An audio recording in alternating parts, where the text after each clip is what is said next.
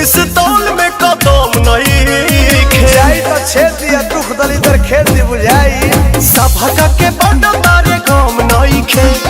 मोर पिस्तौल में कदम नहीं खे लहर चुही पीछे पीछे आई बहुत तोहरा के चुमो न दे काहे रे चल चल चल अरे जियो में अच्छा चल चल चल तोर माई से कहेम चल चल चल तोरा माई से कहे अरे चल चल चल तोर माई से कहेम चल चल चल तोरा माई से कहे ऐसे मत करी हो आला को दे आ चुप रे बुलावे दे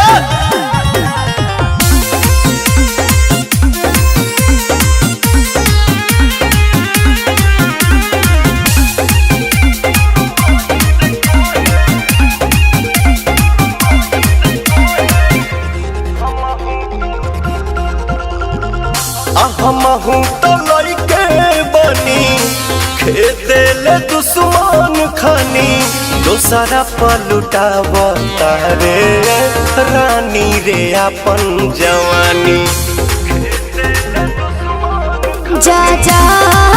जाके करो करदास फिर बोलो बहुत होई जाई बस मन सन कहि बोया पागल बनई बा पिटई बजे चल क दे इतना आसान बारे हता चल चल चल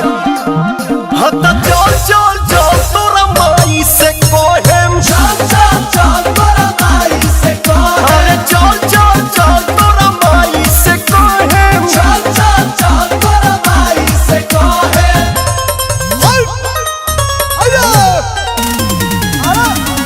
आई हो दादा